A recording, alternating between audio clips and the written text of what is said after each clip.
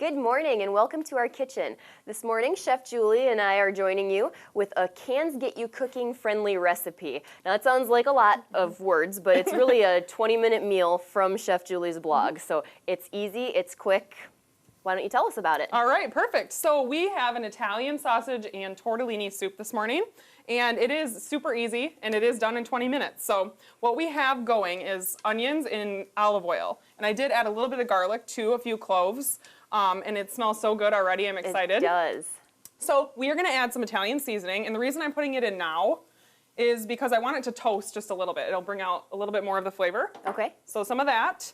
And then we are also going to add the turkey sausage. So this is Jenny O brand, and it actually came in links. It's a sweet Italian sausage, and then I just cut open the links and got the meat right out of the casings. And that's one of the things I would have never thought to do. I always look for the package that is just Italian sausage, but we don't always have that available in every single store. So this is a great option if you're trying to do this and you just can't find what you're looking for. And it only took you a matter of about a minute and a half to get all 6 of them open. Right, exactly, yeah. And you could use regular Italian sausage if you wanted to. This is just a little leaner, so that's why I use it.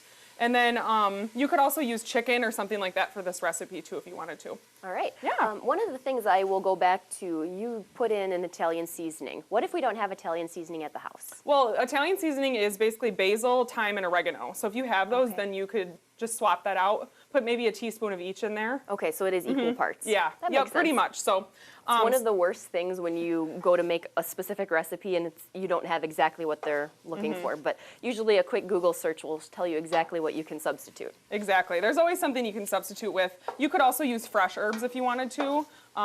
Either way.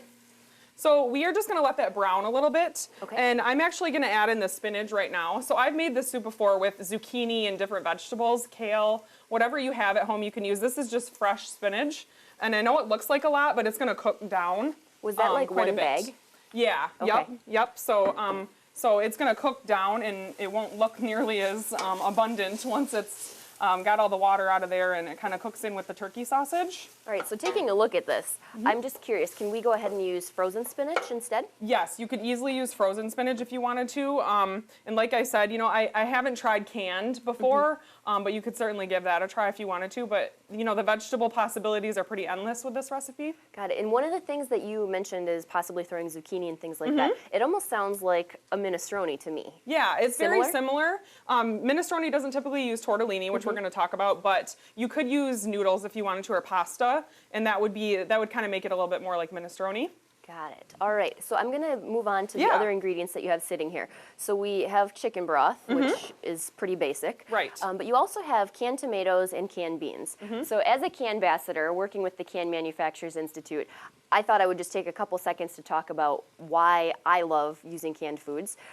One of the things that I'm a weekend shopper, and typically by Thursday I run out of ideas. Your fresh vegetables that you bought on the weekend are either gone or maybe not as great as they were on Sunday night. So this is a great way to get some fruits and vegetables, well, not fruits in this case, but vegetables into your weekly meals. So absolutely. with these have Italian seasoning in the diced tomatoes? Yes, yep. So you could use any diced tomatoes, but these ones do have Italian seasoning in there. I thought it would just add more flavor to our soup, so I thought it would be perfect for this. But like I said, you could use anything that you wanted to. And if you didn't like chunky tomato, you could use like a tomato puree or like crushed tomatoes. That might be a good idea if you have maybe a picky eater in the house or children that don't like the chunks. Exactly. Makes sense. And then, of course, we have the beans. Yep. So canned beans make everything a lot faster than compared to having to actually soak them the night before and all of that. Right, yes. These, they're canned, but they're just Great Northern, or you could use like cannellini beans. Either would be fine. And then I just drained and rinsed them.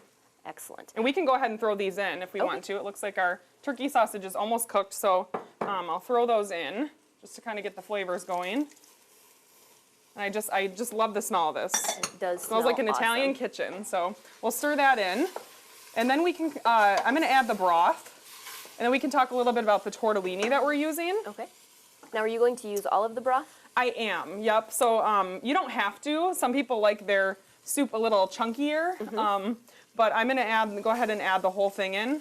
I know my husband doesn't like a lot of broth, but he's not here eating this today, so so I am going to go ahead and put the whole thing in. And then I'm also using whole wheat tortellini, so you can get this. This is 3 cheese.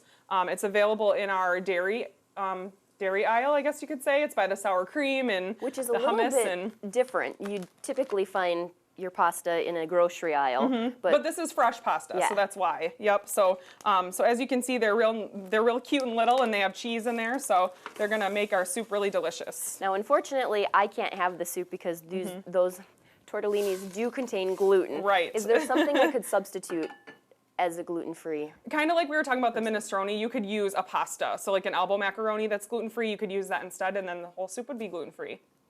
That's wonderful. So we're going to go ahead and let this cook for 15 minutes and give it a couple of stirs, and it should be ready. Our soup's been cooking for 15 minutes, so I'm going to go ahead and dish it up. All right, so while you're doing that, one of the things we often talk about with soups is the fact that it gains flavor as it sits. Is this something we could do in the crock pot as well?